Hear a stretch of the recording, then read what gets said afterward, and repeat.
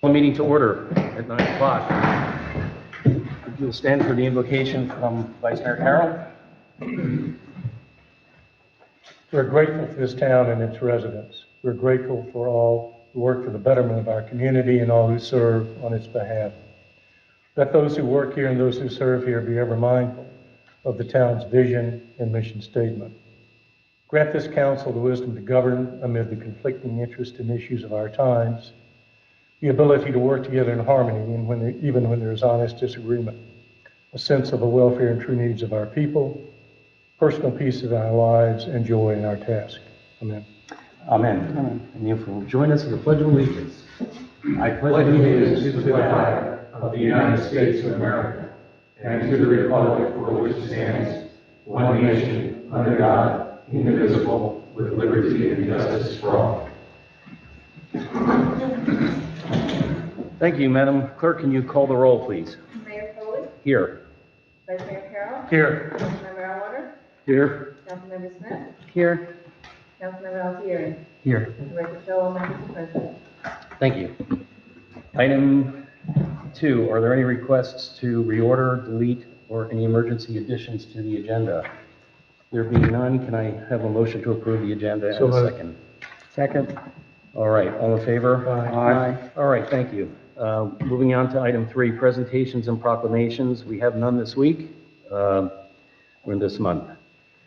Item 4, at this point, we will receive comments from the public regarding any of the agenda items, any of the items on the agenda. Mr. Oxner. Good morning. Morning. Good morning.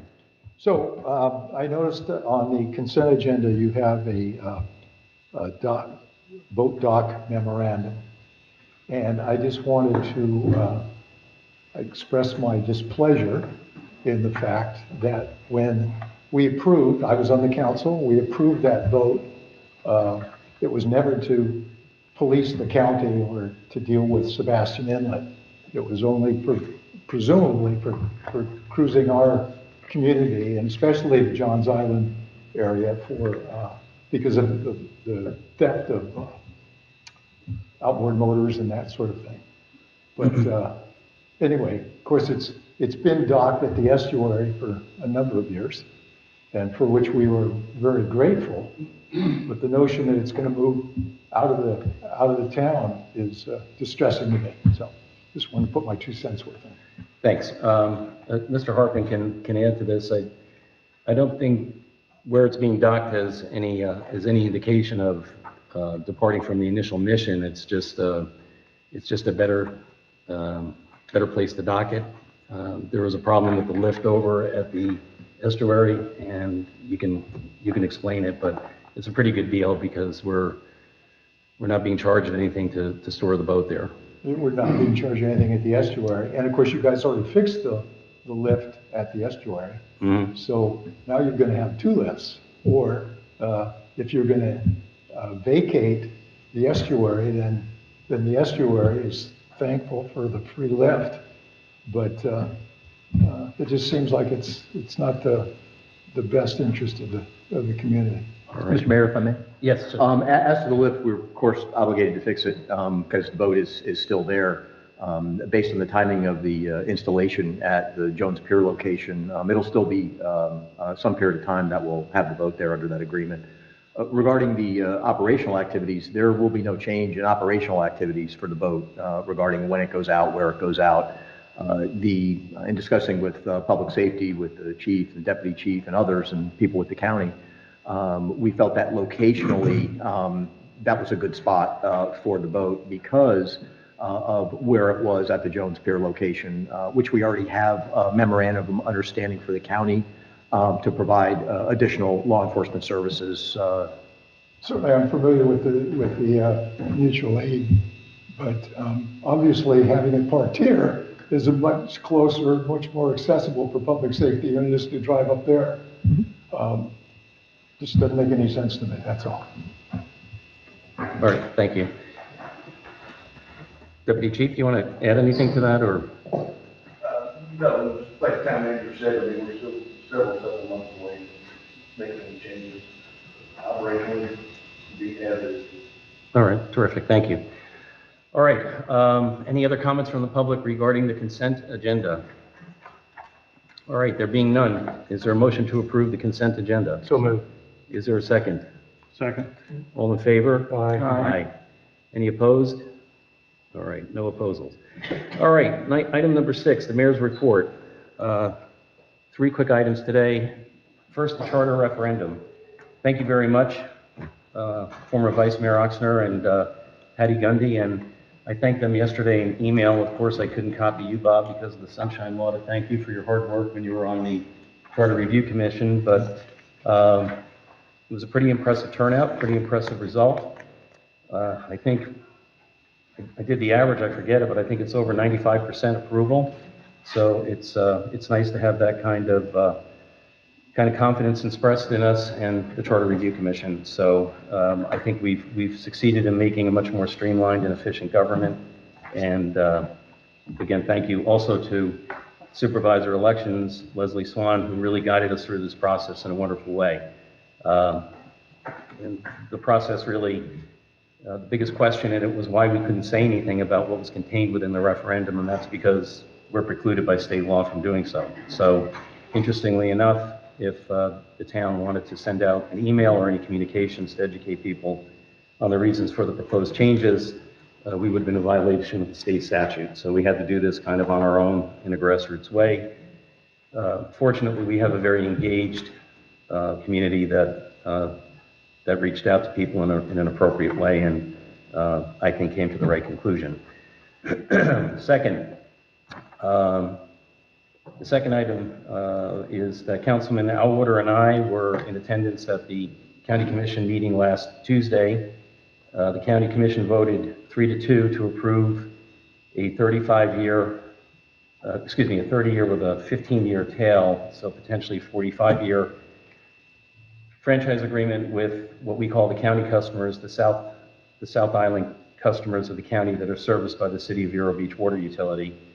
Council and those who are here may recall that the town was proposing to undertake an addendum to the prior study done by the Arcadis Group to discuss the feasibility and financial benefits of potentially the county hooking up its customers in the South Island should the county and the town hook up and switch from the City of Vero Beach. With that long-term commitment, Mr. Harping will get to it when he discusses the Arcadis report. It does not appear as if there's any reason whatsoever to undertake that portion of the Arcadis study, which will discuss the feasibility of hooking up the county customers for obvious reasons. Yesterday, third item, there was an organizational meeting following up on last month's council meeting. Town of Orchid Mayor, Mr. Robert Gibbons, and I met with our respective town managers to really take the first steps towards creating a different kind of long-range intergovernmental committee to explore technological solutions to preventing beach erosion as opposed to pure remediation steps. So this is in the incipient stages. Likely what will happen next month, if there's time, is council will have before it an intergovernmental agreement to discuss cooperation between the town of Orchid and the town of Indian River Shores to really seek out world-class experts that can advise on preventive techniques as opposed to just replenishment on the sand. This is not an item that will replace Beach and Shores participation. It's a very different thing. And it's so different that, the details are still in their incipiency. I'm happy to step back from this if anybody wants to jump on this particular committee. No decision needs to be made today until I think the respective town managers kind of put a little bit more detail around how we're going to structure this. I will say that I think the one thing we did decide is that we would like to do this out of a public meeting setting. So we will not be able to have more than one council person attend for sunshine law reasons. So it would be, one participant from the town that would then report back to council. But there will be more on that next month. With that, that's the end of, I'm sorry, one more item. the request by the Florida League of Cities for a resolution supporting legislative priorities. As you will see, this is a fairly routine request that's done every year. However, there was one item that I suggested we discuss and actually pull, and that was the item that the League of Cities supports opposing any legislation which would prohibit transfers to the general fund if utilities accept government funding. I don't think it's in the town's interest to oppose such things, and personally, I believe that if a government entity is accepting federal, state funds for operating their utility, that there should not be then another tax, which is a transfer to a general fund of those monies. So what we have before us is a request by the Florida League of Cities for a resolution supporting legislative priorities, deleting that item that I just spoke of, but supporting the other items therein, such as preserving home rule on short-term rentals and things of other interest in us. So if we're okay on the proposed resolution supporting that, I suppose we could go ahead and approve it under item 8. But let's discuss that there if there are any further questions on that item. Are there any questions on that item from council? No? Any questions from the public? All right, we'll move on. That's it for me today. Council member items. Vice Mayor Carroll has a request. Yes, to shift the June meeting to either June 26, 27, or 28 or 29. Personal conflict. Any of those dates work for me. And any work for me as well. Fine by me. Yeah, I would just like to keep it as far away from the 4th of July weekend as we can, so earlier rather than later, Good idea. because it will probably require travel So want to do the 26th then? as soon as we can. 26 is fine. 26th? Yep. Thank you. Thank you. September 26th it is? June. No, June. I'm sorry, June 26th. That would be far Yeah, I away have from a note 4th of July. Yeah, so I have a note about the September meeting. So, all right, may I have a motion to approve the change? So moved. A second. Second. All in favor? Aye. Aye. And this is just by way of heads up. I will have a request to change the September meeting date from Thursday to most likely Tuesday. We can't specifically figure out the date yet because we have mandatory budget meetings that have to occur at 5:01 p.m. So there will be a change on that, but if we could start looking at our calendars before the next meeting to take a look at the September meeting date, that would be helpful so that we can come up with a good date. All right, moving on to item 8A, ordinance number 555, Code Enforcement Board, second reading. Mr. Sweeney? Yes, sir, Mr. Mayor. This is the second reading. Ordinance number 555, an ordinance by the Town Council of Indian River Shores, Florida, amending Article 12, Code Enforcement Board, Section 30.80 of the Code of Ordinances for Indian River Shores by repealing provisions of Article 12, establishing a Code Enforcement Board and providing for a special magistrate with the same authority as the Code Enforcement Board, providing for a severability clause, providing for repeal of ordinance or parts thereof in conflict, and providing for an effective date. Thank you. This is a second reading. Are there any questions or comments from council since the first reading? There being none, any from the public? All right, if there's no public comment, no comments from council, let's proceed to a roll call vote. Mayor Foley, Aye. Vice Mayor Carroll, Aye. Councilmember Atwater, Aye. Councilmember Smith, Aye. Councilmember Altieri, Aye. motion passes 5-0. All right, thank you.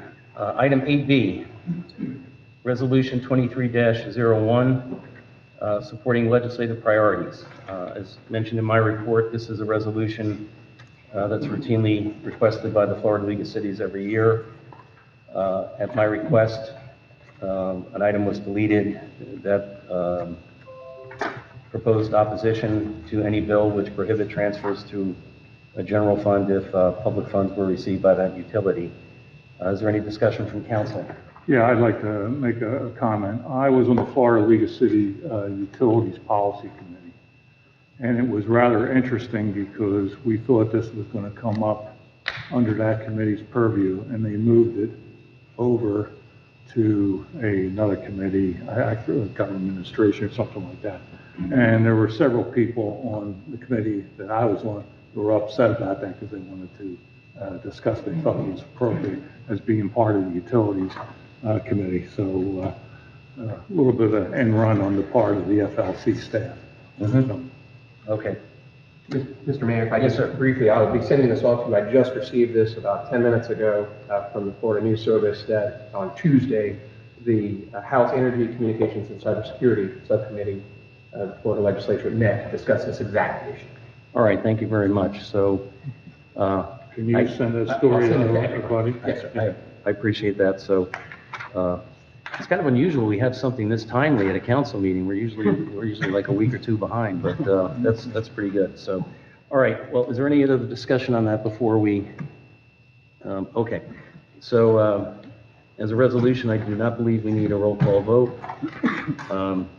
So, all in favor? Aye. Any opposed?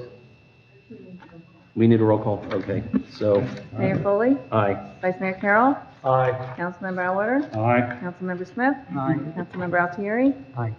Record show, motion passes 5-0. All right, great, and we'll keep a close eye on the recent development that Mr. Sweeney just reported to us. Item 8C, the Arcadis report update from Mr. Harpring. Yes, thank you, Mr. Mayor and council, to amplify and update everyone on the mayor's comments.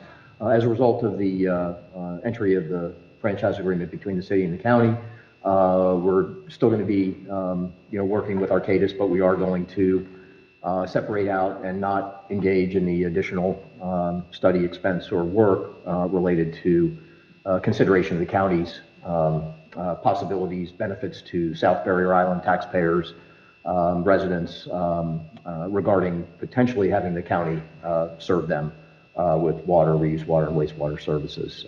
We were contemplating that. We're ready and prepared to move forward with that portion of it, in addition to the other items that we're looking at, but we are not going to do that at this time based on that franchise agreement being entered into. Right, so there's no action required on this? No, sir. Yeah. It's unusual that you give a report on something and you're actually telling us we're not going to spend money on something, but okay. That'll be the only fine. time today. All right. Thank you very much. So there's really no need for comment on this since the item is now irrelevant. We'll now move to item 9, which are staff updates. Janice Rutan, Town Clerk, can you update us on the charter referendum? Well, the charter, as we reported earlier, did pass on the charter. There were 11 charter amendments passed, and that overwhelmingly, 91 to 95% for each of the questions. On the 15th of December, the Supervisor of Elections mailed out over 4,000 ballots to be returned by mail only.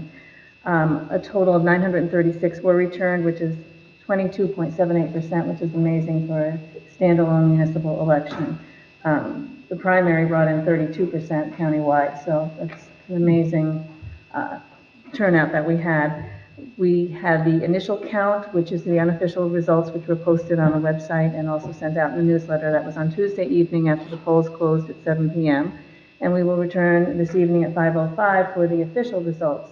That is to cure the 7 ballots that are outstanding that the voters did not sign with a matching signature. So once those are counted and whether accepted or denied, we'll get the final results, which will then allow me to forward the ordinance to the Secretary of State, Department of State, and it will become effective. Terrific, thank you. And thank you for, the terrific work you did, as did, our town manager and town attorney working with Commissioner Swan. She really did a wonderful job for us. And I think it's great that we had input from, from staff here that with all the noise that was going on in the midterm elections, maybe it was a better idea to hold this election at a separate point in time so that our residents, were in town and could focus on what the issues were. And I think the numbers prove that. Yes. I had a gentleman's bet with Mr. Harpring. I think the over and under we had was 375, and more than double that. So don't ask us for advice on DraftKings. We're not very good at that. So, Well, thank you. It was a wonderful experience. I mean, in many years of managing and overseeing elections, this was the most smooth election I was part of. It was just a great way to do it. Unfortunately, candidates will not allow that to happen. But for any questions, I think this is the way to go, definitely.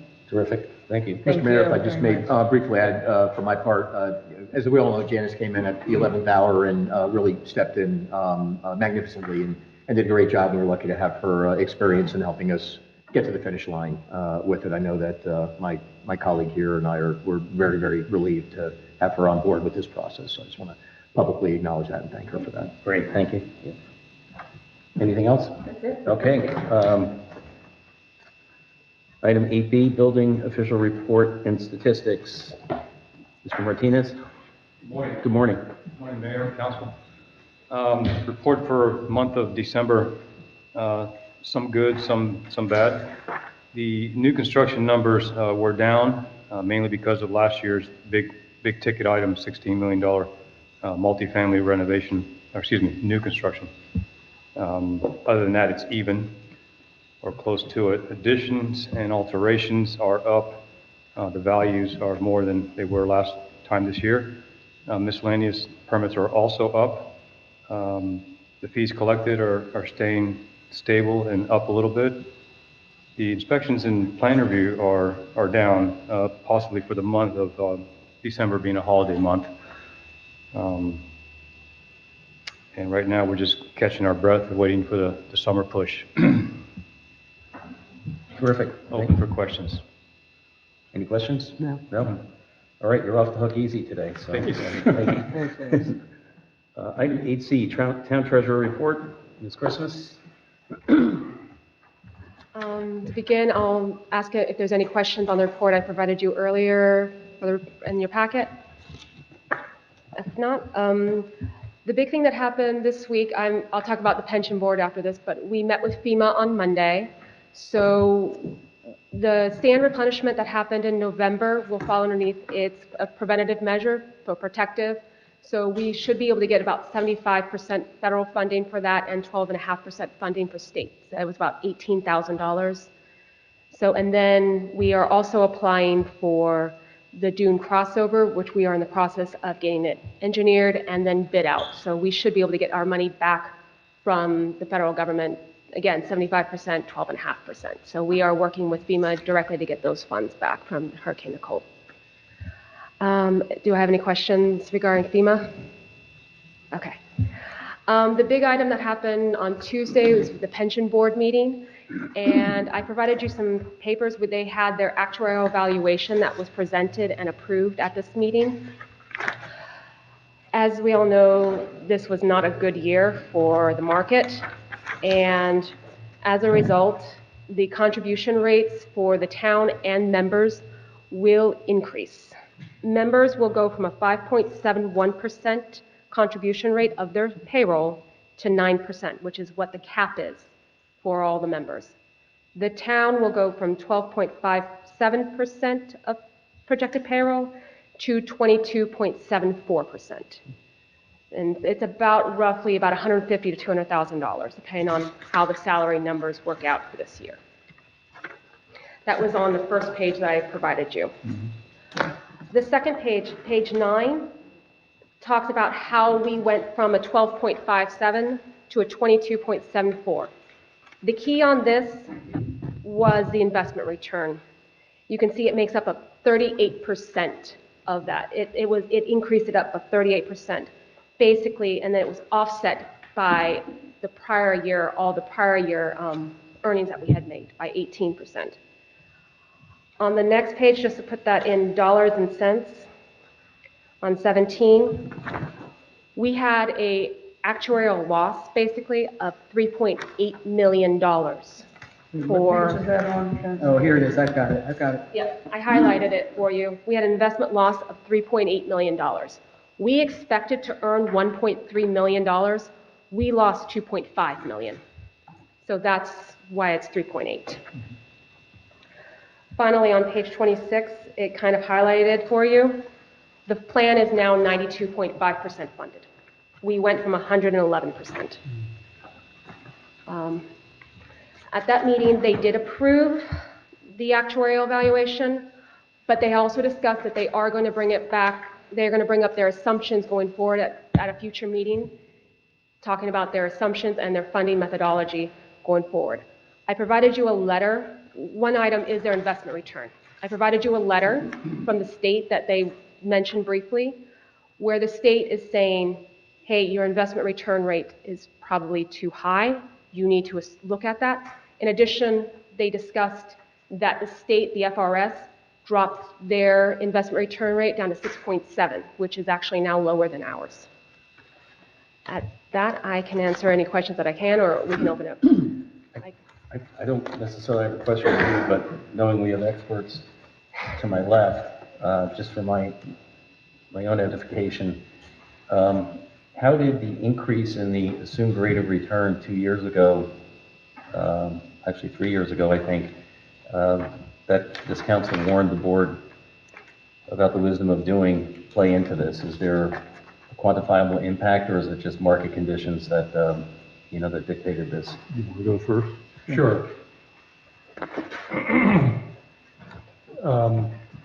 It was August 3 years ago that the Board of Trustees of the pension plan voted without discussion, without any analysis, to increase the assumed rate of return for the pension plan from 6.25%, where it had been for quite some time, to 6.75%. The immediate impact of that decision was to lower the pension percentage contribution from each of the members of the plan. And I have said publicly before that, in my opinion, the rationale for making that decision had nothing to do with the investment case. There was no strategy discussion. It was a slam bam, thank you ma'am vote.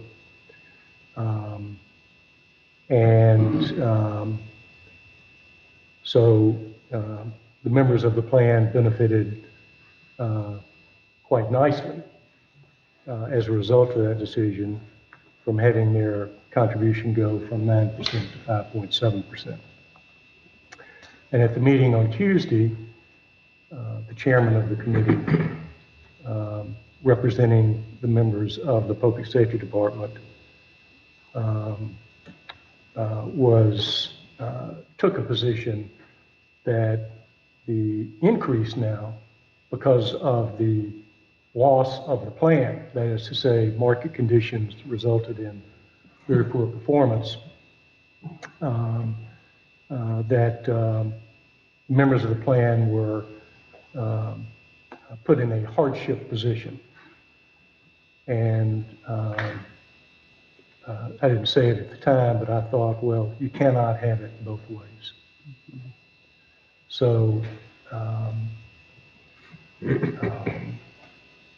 I think they are looking for potentially some remedial action, either from this body, or from the town, I should say, or by changing, once again, some of the assumptions that they use to make the effects of market fluctuations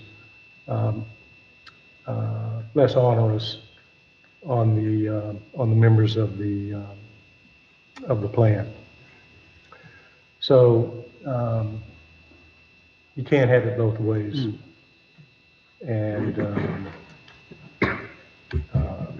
I don't know if anything is going to come of it, but they said they would be discussing their own assumptions at future meetings. So unless the town treasurer, the town manager chooses to make a proposal of some kind for this council's recommendation, I'll leave my remarks as they are. Thank you. I agree with everything the vice mayor said. One thing to keep in mind, when they lowered the rate of return, at least temporarily did lower the town's contribution, because they move in, not in lockstep, but in the same direction. My concern in the meeting was changing assumptions and reaction to going up from 5.71 to 9%. What the actuary said was, compared to, we do things a little different than other plans, more conservatively and correctly in my mind. One is that most plans in the state of Florida, if you do have a shortfall, they try to make it up over a 15-year period. And we're at 10 year, am I correct? That's okay. correct, it is All 10 right. years. Okay, so we do 10 years. The second thing is that a lot of pension plans across the country use what is known as the smoothing method. So, for example, like everybody's investments, the plan got crushed in the last year. Was, the return was down close to 20%, whatever the number was. I don't have the book in front of me.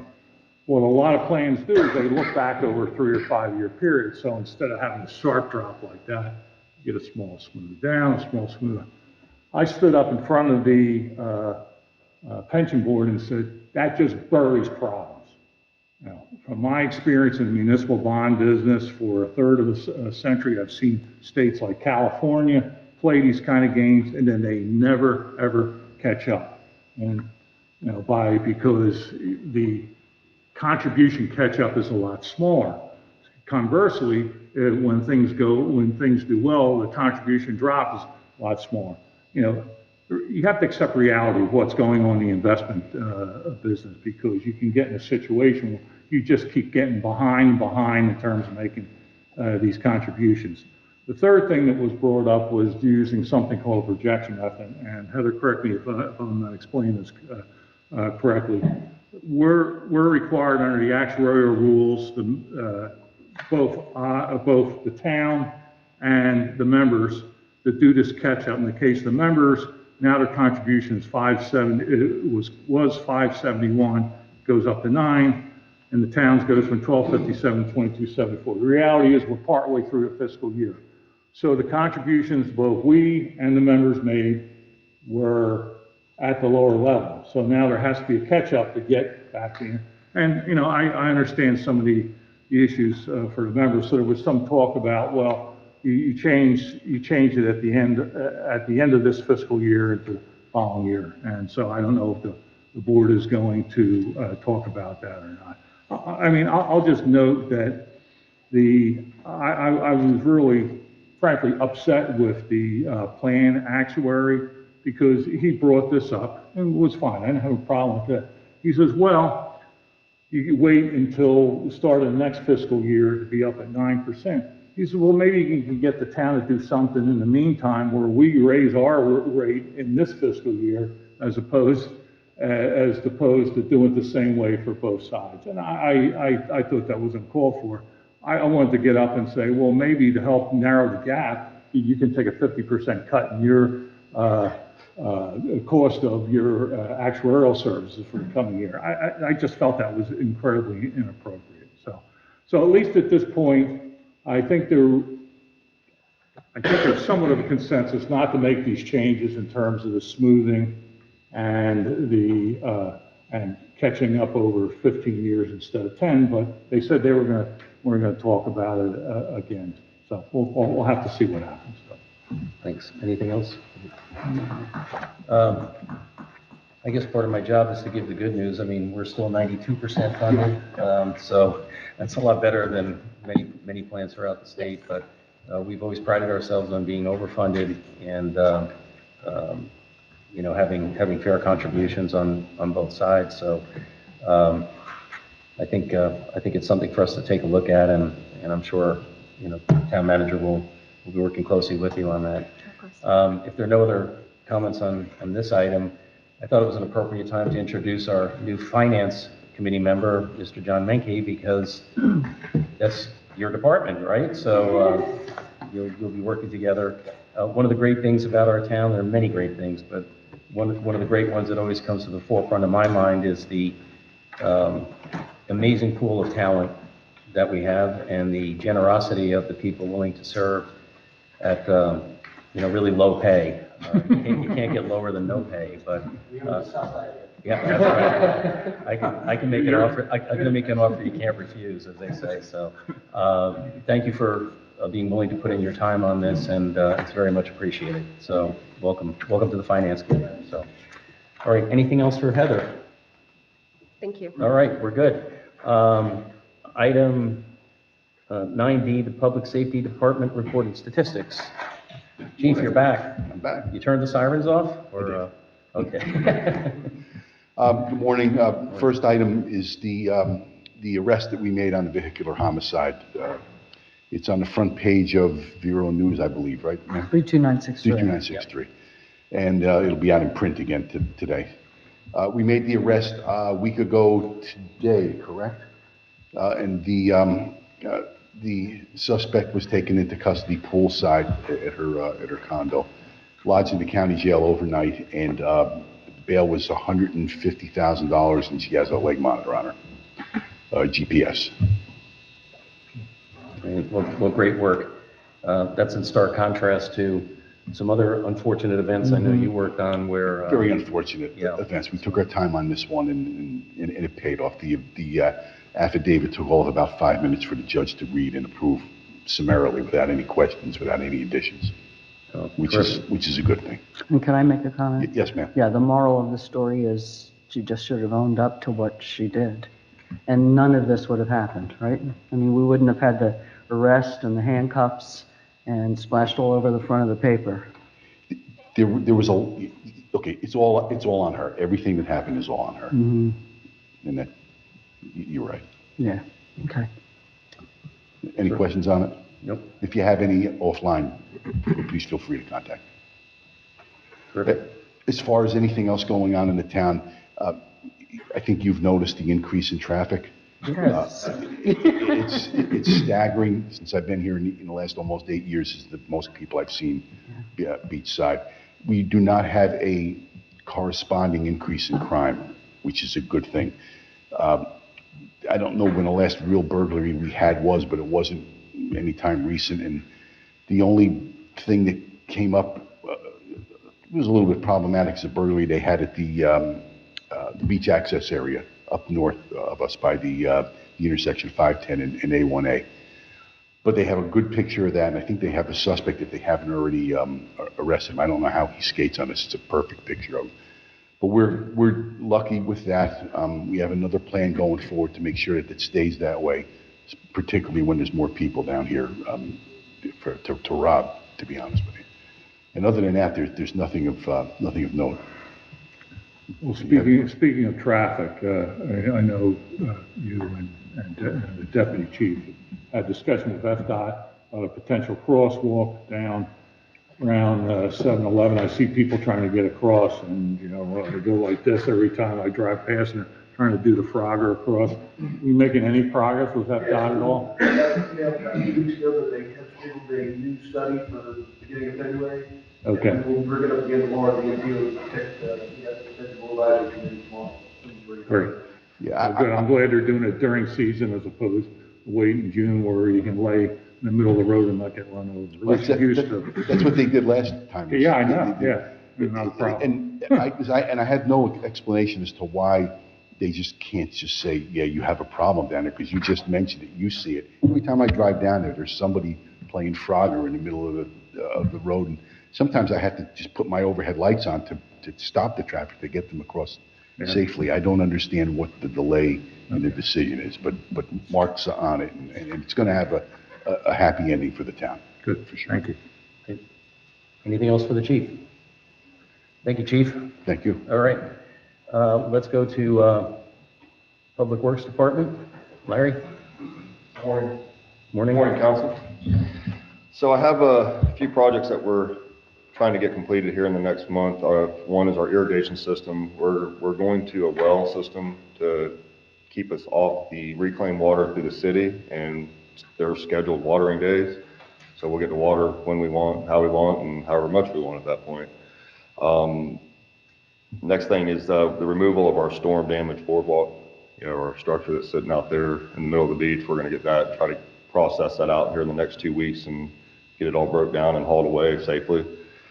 The next thing we have is I've been monitoring the dune crossover contractors. Anybody that's been working on the beach, replenishing sand structurally, I've been closely monitoring whether they're permitted, the timeline as far as when they're there, when they're not there, making sure they're off the beach in certain time frames and not working past hours.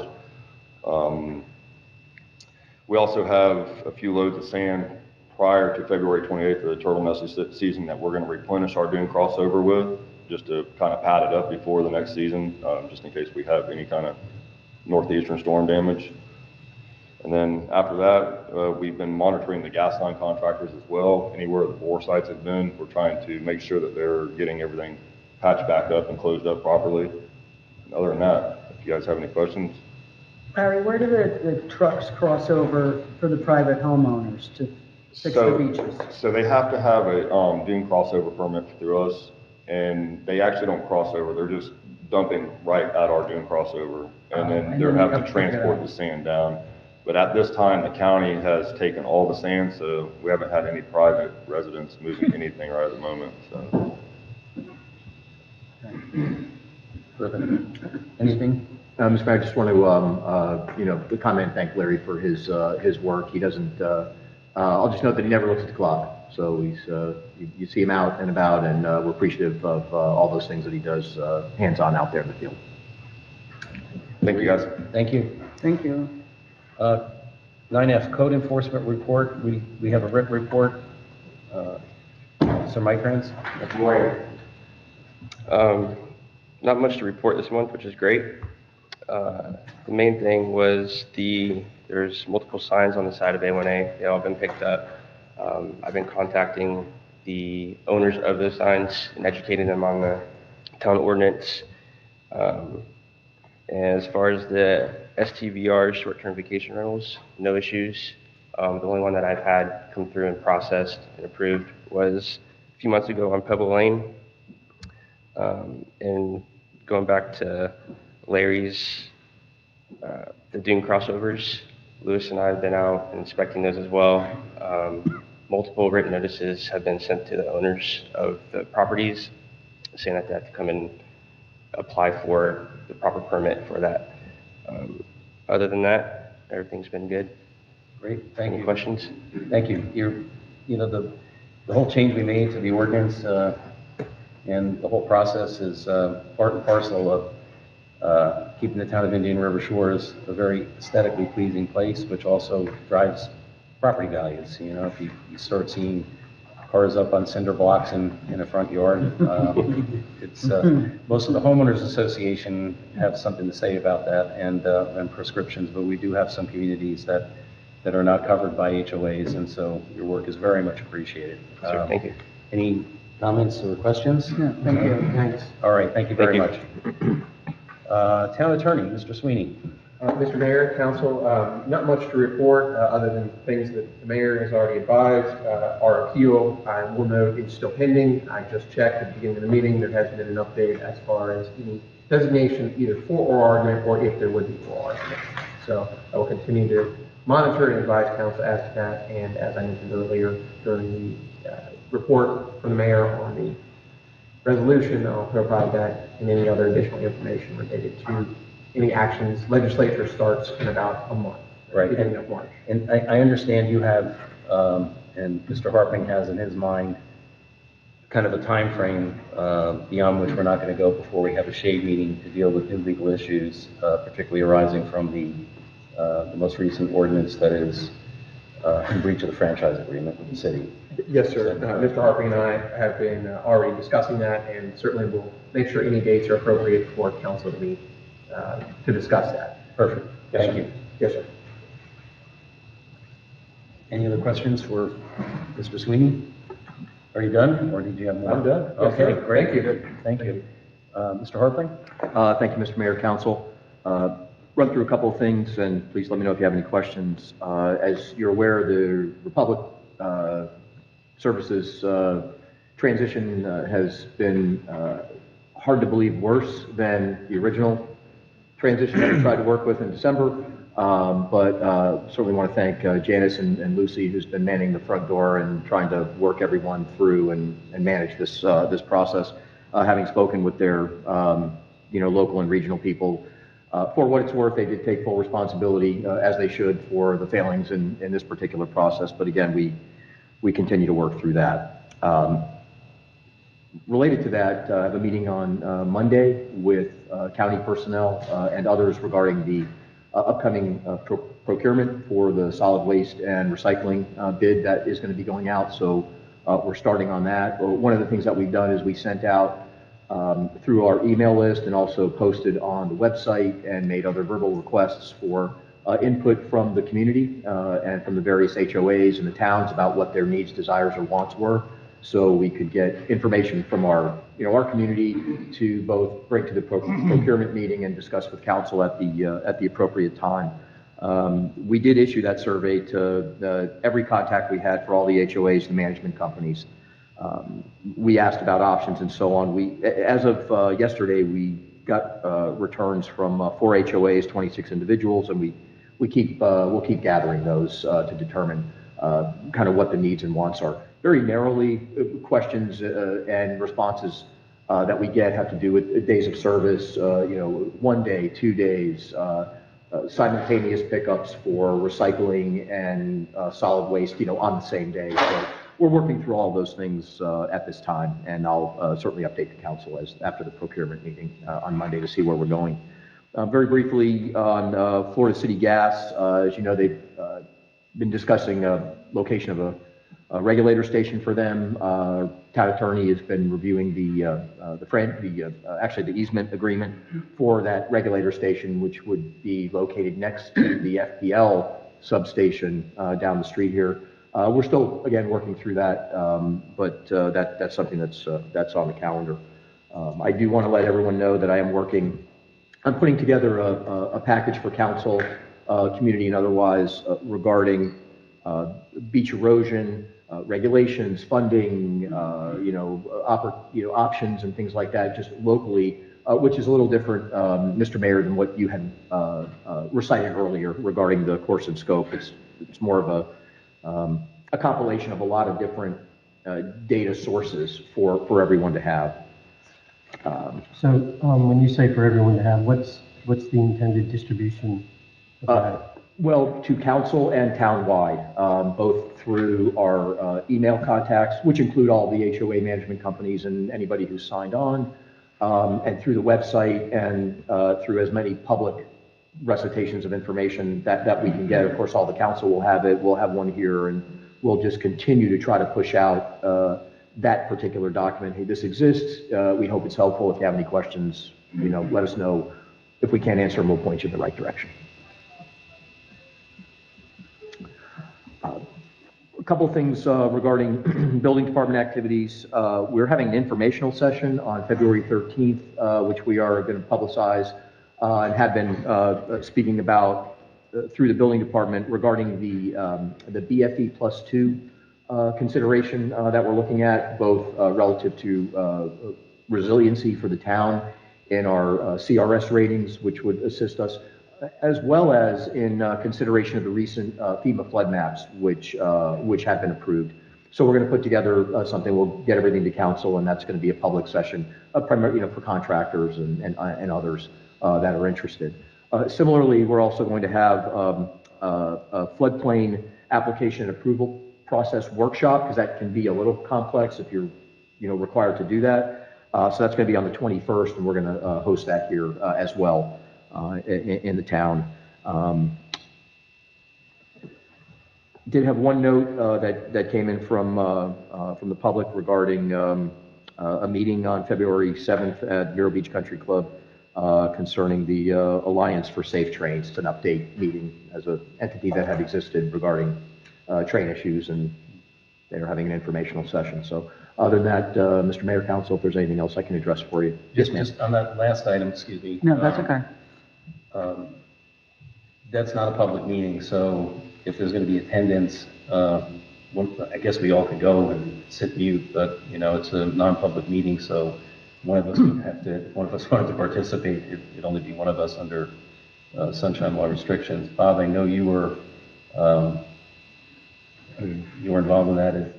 If anybody wants to go, just funnel it through Mr. Harpering, and we'll figure out which one of us goes and which one of us doesn't. Okay? So, sorry to interrupt. but- That's okay. Just quickly getting back to our favorite subject of trash.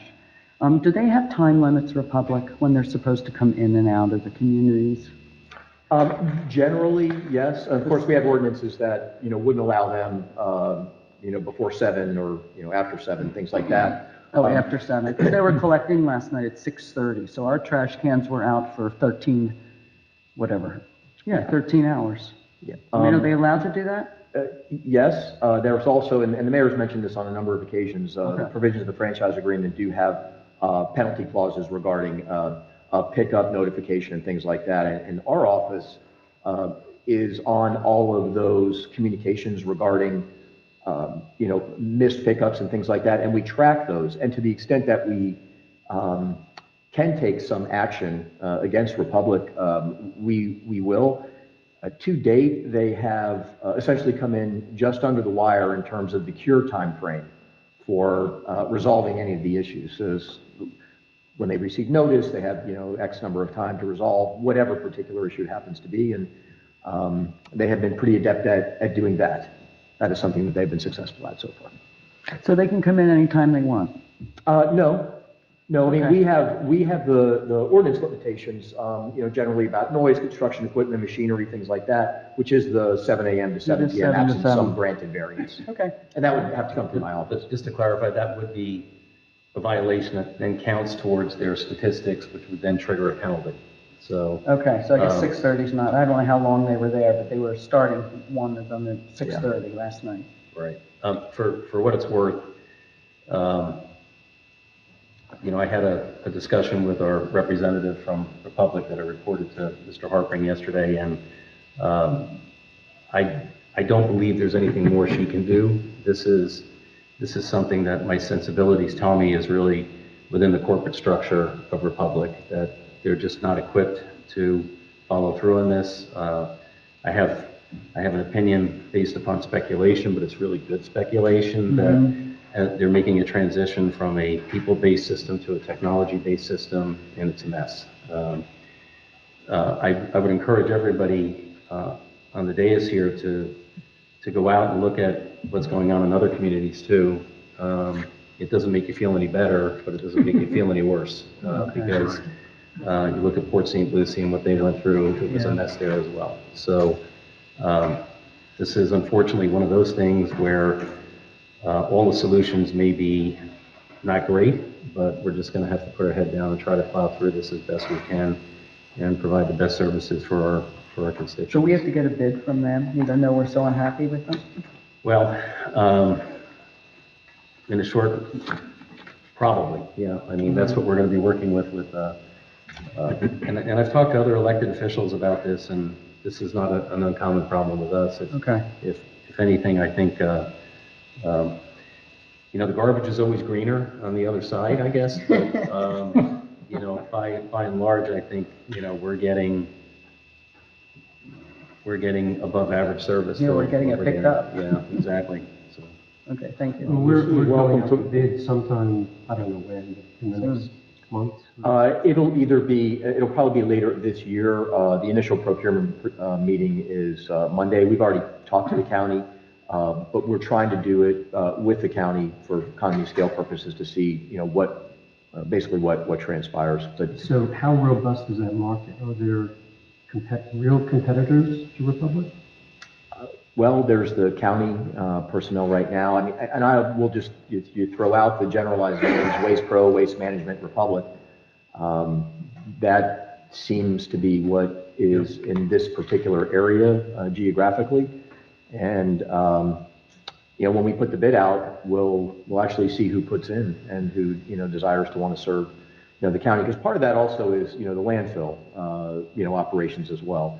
And some of the other more nuanced things, such as like exclusive dumpster service and things like that, that we want to try to work through to help, you know, as the mayor mentioned earlier, control the aesthetic with the town. And those are some things that we're putting together to figure out what we're going to put out and who's actually then going to put in for whatever particular services we're considering. So in the short answer, no, the market's not robust. We don't have a lot of choices, I think it's fair to say. That's all I have for my report, sir. Okay, great, thank you. Any questions for Mr. Hartman from council on other items? No. All right, let's move on to council committee reports. Let's start from right to left. We know our great representatives from Beach and Shores was in attendance at the Well, this is a fun one, that's all I can say. Great. Okay, so I gave you some handouts. If you just look at the emergency dune repair project. And I'll just give you overviews of what they're doing there. Right now, the county, they're only repairing the public beaches, which they should. Okay, if you look through the packet, you might want to note that the damage was, for the most part, was at the tracking station beach. Okay, so they've started that first. But it's interesting to note that the tracking station beach is just like a monument away from our uncritically eroded Sector 4. Okay, so just remember that for later on in the discussion, and I did ask that during the meeting. So there's not much there. I had a couple of questions for Eric, who is the Indian River County Natural Resource Manager, and he danced around most of them, but I think he did the best he could. And I asked him about the recovery plan that we all have a copy of here.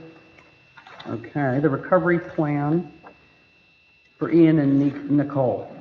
On page 16. Councilmember Smith, if I could just ask, that's the FDEP, the Department of Environmental Recovery Plan?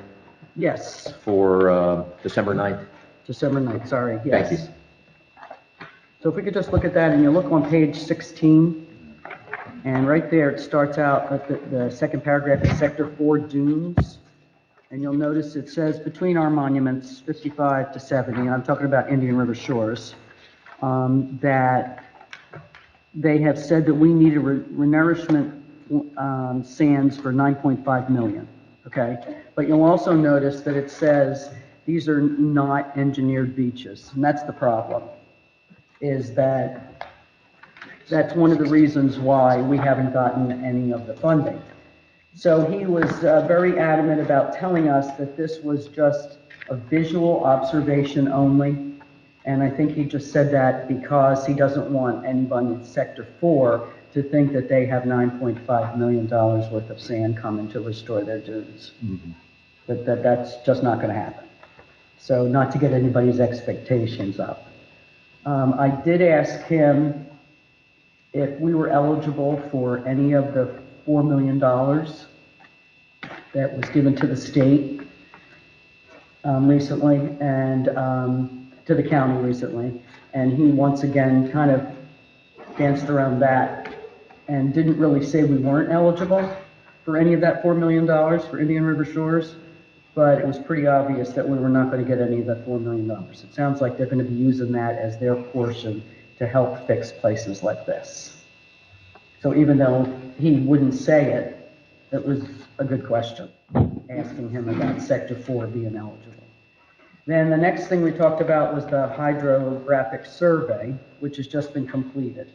And we need that survey in order to get the results for the Category 4 sector, critically eroded area. So in my interpretation is this hydrographic survey maps the coastline and the seafloor.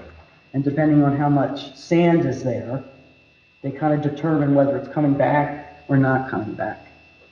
And it's really important for when they finally make their analysis. And I asked Eric if there were any remarkable differences between the old report and the one he had submitted recently. And he said that he really couldn't answer that he still needed information from the state as to what we needed to get this critically eroded designation. So even though he wrote the letter in December to the DEP asking for us to get this designation, he's still waiting for the state to come back to us and tell us what we need. I would think we would already know what we need, but it's a whole process that just goes on and on and on. We're still waiting. So that letter in December that made us so hopeful, I don't think really has had any action at all. This is similar to what we went through twice. Because I was the first one to bring this up when I was a citizen. You go to these Beach and Shores meetings, and they would never talk about Sector 4. So what, do we not exist? And so I think each time it's gone to the same engineer in DEP. So I don't know, we should expect a different result. I mean, this is utterly frustrating. The gentleman, yeah, I had do you know the Dr. Cox, who's one of the appointees? Yeah. That was on there, and he was whispering to me, like, why doesn't he dance around your question a little bit more? I mean, I asked him, are we eligible for any funds now from the state? And he just wouldn't answer. I mean, so you've seen my guess is we're probably not, except under that category B, FEMA, which I think Jim is going to talk about in a future meeting. I mean, this is so utterly frustrating because if you blindfold somebody and put them in the critically eroded sectors and took the blindfold off, and then came back and blindfolded them in Sector 4, I would defy anybody to be able to tell the difference. Yeah, I mean, look at the tracking station, it's right there. And it was their first project because there was so much damage. So then I had one final question for him, and that was if Sector 4 is denied again, what's our appeal process? His answer, go to the state. I think, so I was at the same meeting that Mary Alice was at, and the impression that you get from Eric and from Quentin is that we've submitted semi-annual surveys for 2 years. The FDEP has that. The question now is whether or not, in response to the most recent request in December, whether or not they are going to require new surveys, whether they'll rely upon the existing package. And to my reckoning, there's no reason why they shouldn't rely on the existing packages and update them with the most recent hydrographic surveys, because the post-Ian, post-Nicole picture is more telling than what we've seen in the past, because we have a number of buildings that were adversely affected. The shore is more eroded, the escarpments are higher. This is, to my thinking, this is really an opportune time for us to be proceeding, and we may be at the point where just going through the process isn't enough, that we're going to have to be much more focused on an outreach to our representatives in the State House and elsewhere. But there's going to have to be a push on, because we're now, we have beaches that are, that haven't been renourished following Nicole, won't be renourished during the nor'easter season, won't be renourished, unless something happens in Sector 4, won't be renourished prior to hurricane season. No, it won't be. They've told us that. There won't be any sand coming here before 23, and I think we'd be lucky to get some sand here by 24, which is why the mayor's getting that intergovernmental council together to talk about long-range planning is really something we need to go forward with and hopefully come up with something, because they're not. I just want to say, to be fair to the county, Eric Sharris did a whole, got the county to sign off on doing a study by an outfit called Stantec. I think they became TIM. They did a really nice job, and he pushed, and we got rejected by the same guy as the first, same engineer as the first one in DEP. So I don't have any issues with the county's efforts in the past. So I think that's just important. They stepped up, particularly the second time around with Eric being involved. So I do want to give him credit for that. So. Yeah, and I agree with that. I think that Eric is a talented guy. I think Quentin is talented as well. But coming back to your point, Bob, earlier, if you look at the map of the eastern part of Florida, from Cape Canaveral down to 7-Eleven, is a unbroken red line, completely unbroken, from Cape Canaveral to 7-Eleven, except for our sector. So it's this jigsaw puzzle with one piece missing. It's vexing. Yeah. So I'm at a point where you've done this longer than I have. We've been through this process over and over again, and you can't bring people to the right decision, which means I think that we're going to have to be much more focused on a different approach. Yeah, I agree with that. I also agree with Bob's comments that I don't think we could have asked the county to do any more for us this last round. My concern about being premature while we're working through this bureaucratic process is it can sometimes cause an even greater delay, because you go forward and they say, well, I got this letter, it's under review, so if it gets approved this round, great. If it doesn't, and I'm mindful of the definition of insanity being doing the same thing over and over again, expecting a different result. But if we get rejected this time after such a dramatic change, then I agree with you 100%. I think we don't work with the bureaucracy. We have to, for lack of a better phrase, go around it and start putting, some different kind of political pressure on it. And last time they made the request in 2018, I think it was like 3 months before they turned us down. But I don't think it's going to be 3 months this time because of all the damage they have on both coasts. I mean, everything is going to take longer, so it's probably going to be 6 months before we hear anything. Yeah. I mean, it's just pretty obvious. And not to say that Eric isn't doing a good job, but when I asked him, are we eligible for any of those funds, all he had to say was yes or no, and he wouldn't. And that doesn't seem right. So at the conclusion of the meeting, Commissioner Ehrman addressed me and said that, Indian River County would do everything they could to try to push this through, and I thanked him, and that was pretty much it. All right, thank you. Thanks for your work on that and the excellent report. So, we all individually, as we can, have to stay engaged in this, and that includes talking to our county officials and thinking about ways to, I hate to say it,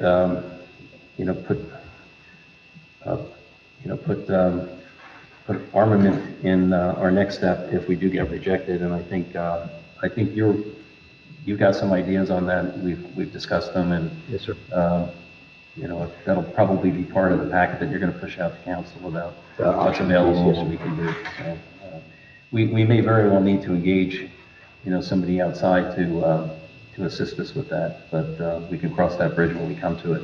So, great. Anything else? Any other committees? It's not that you didn't do enough. No, I'm just trying to do the best I can. I'm not, I'm not really knowledgeable about any of this, but this is the take that I'm getting from it. Mm-hmm. And this is just stonewalling. And I told them in the meeting, I said, if you look at the maps from Cape Canaveral all the way down, we've got a little blank spot that's us. And they all just kind of looked at me.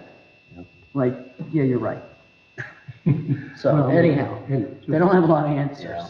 And I think to a certain extent, it's a case of no good deed going unpunished, because what happens in Sector 4 year after year is that Sector 4, through private individuals, re-nerves the beaches. So when time comes for the next survey, they come into Sector 4 and say, no, this looks okay. Well, it looks okay because private individuals have brought in hundreds of thousands of cubic yards of sand. So by doing what we're supposed to be doing on the private side, we're hurting ourselves. And it's a vexing problem. You can't say, well, we're just not going to do it and leave the beaches and dunes unprotected. Right. Orchid, for what it's worth, expressed a similar sentiment to us yesterday. They can't afford to wait for this stuff to happen because, even their high beams were eroded. Orchid's very different than the town. The town of Orchid is basically Orchid. So, any expenditure made by the town benefits the entirety of their club and their association, but they're confronting the same issue, so. But then again, Orchid is in sector 3. It is, but So- that's a critically eroded, but they so- still have to. Right, but engage that. what's vexing about this is, when the beach renourishment project ended in January of 2022, the trucks stopped at the beginning of sector 4. They just stopped. Yeah. No sand. Right. All good points. Do you have anything to report on your points? Okay. I do not have anything to report. I will starting next month. This is the time of year when most of the intergovernmental committees are having their organizational luncheons and electing officers and things of that nature. Do you have anything? Nothing to report. Nothing to report. Bob? No. No? Okay. We are now moving on to the call to the audience. This is where the audience is allowed to come up and express any items of interest. Going once? Yes, sir. Just please state your name and address. My name is Dale Sampson. I live at 905 Reef Lane. I have a safety issue. The officer, was still here or not, spoke about it also. The people crossing the streets. You can't get across. You can't pull out of your. I live on the east side. Sometimes you try to make a left turn, you can't get out. You can't walk across the street. Like he said, you have to zigzag across. It's just too many cars. I know a few years ago, there was talk about putting a sidewalk on the other side of the road. That would be an excellent choice right now because we have so much traffic volume. Somebody's gonna get hurt, somebody's gonna get killed out here on this road. And we need to fix it before that happens. The police officers do a great job in the morning. I walk every morning before light. And they're out there helping the buses out and the kids. Every morning I see them down here by 7-Eleven and coming up through and they're helping the bus. And they're slowing people down. I think that there's times I can't get out of my street for 5, maybe 10 minutes to make a left. It gets that bad. Where are you exactly? I'm at Reef right down here. So I'm 3 streets north of the 7-Eleven.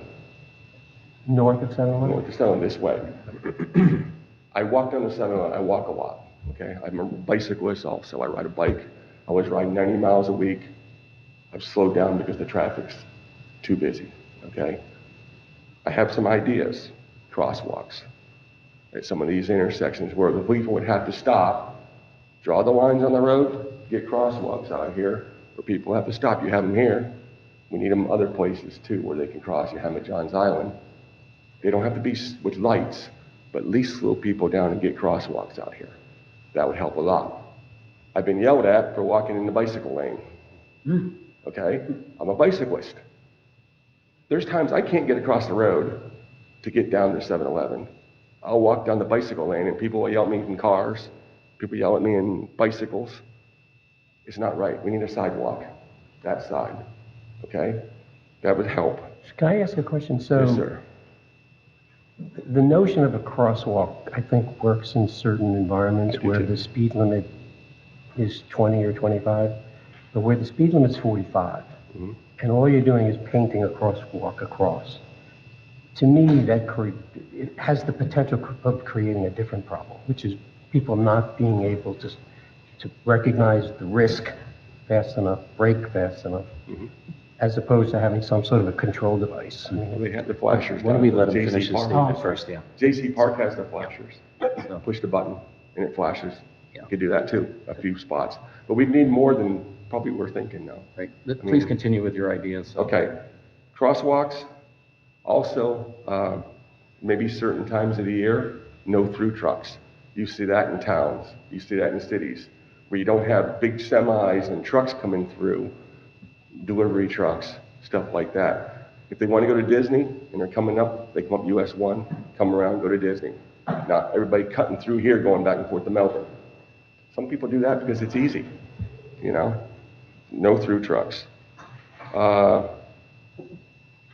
It's just tough to make a left turn out of my neighborhood. I sometimes make a right turn and come up here and make a U-turn. I know that's not safe either, you know? Come up here, I've cut through here before. I made a left at the light before, come in through here and drive through this complex just to go south, okay?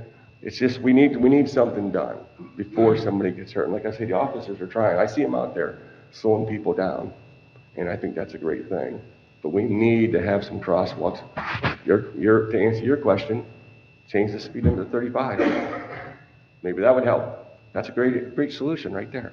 And I've thought about that before too. That would also slow down the number of trucks coming through. If it took them 10 minutes longer to get through here, they probably wouldn't come through here. Right. Well, thank you for your comments.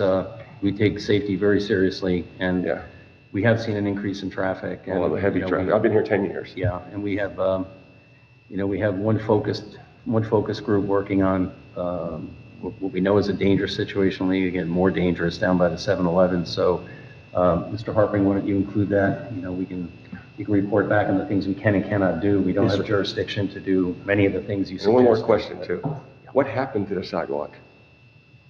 Was it a vote of some type, a slam bam, thank you ma'am vote, like you said? FDOT rejected it. FDOT has jurisdiction over that, so. What I read was approved by FDOT and we turned it down, I heard. No. No? There was community input, and then FDOT did revise its plan, but the sidewalk was. Well, that would be a great help. Great. A sidewalk on the east side. Well, thank you very much for your comments. Thank you. Anybody else from the audience? Mr. Oxner? I'm going to pile on, I guess, since we're talking about traffic. The signal at Bahia Mar, or whatever it is, the one right down by Village Market. Some years ago, I had talked to our then town manager because it seems like the timing on it is not very good, and as a result, we have traffic back all the way up to here. And I don't know if that's an FDOT thing or if that's a county thing, but whatever it is, it seems like they need to revisit that because the timing just doesn't seem to be right because, like I said, we get huge traffic. And of course, I appreciate the fact that people trying to get out of there need to be able to get out. And as that gentleman just referred to, sometimes it's just tough. But it seems to me that the backup all the way to here is excessive. So I appreciate all your points. I mean, I bring a good book if I have to make a left turn at Pebble Bay at certain times of the day. It is a problem. We're aware of it, and That is the county's responsibility. I was thinking it was county on that, because it seems like Robbie had talked to somebody there, and they seem to be unimpressed. Yeah. Okay. Thank you. We'll put another brick on your load, Jim. But that seems like that could be not a full solution, but something that can be done short term that potentially can solve it because it is. The timing of that light is weird. I mean, I don't stay up that much later anymore, but late at night you can be sitting at that traffic light for 3-4 minutes and there's no rhyme or reason to it, and yet during the day there's a backup that happens because the timing on it has it as such that, 2 cars come out of Bahia Mar to make a right turn and then traffic's backing up all the way here. So, I'll follow up, sir. Yeah. My recollection was when we had the discussion before, it had something to do with their circuitry and that they were waiting for some part or something like that. Okay, yeah, so we're going to hear supply chain issues started 5 years ago. 6 years ago. Putin's fault. All right, anybody else? Just a general comment, FYI, the building department took a permit for 7-Eleven, they're going to be removing the tanks and the canopies shortly. Okay, great, thank you. What do you mean removing what tanks? Sorry? The gas tanks? Yes, sir. Oh, so you won't be able to run gas there? Not for a while, probably. Oh. Like, what do you mean by a while? I'm sorry? What do you mean by a while, like months? Typically, a permit like that would take a couple of months. Wow. They have to do an environmental inspection as well to see whether they have to do any remediation, and that's the real fun for them, so. So we'll have no gas? Well, we'll have to make a long trek across the bridge, yeah, so. Yeah, like how far is it to the gas station on this side? It's like forever, right? I'd love to tell you, but we're gonna adjourn the meeting and I can't talk to you. I'm a big fan in, going along Route 1 and, getting a bagel and a cup of coffee and getting gas at the same time. So with that, is there any other comment? All right, motion to adjourn? So moved. Second. All in favor? Aye. We are adjourned. Thank you, everyone.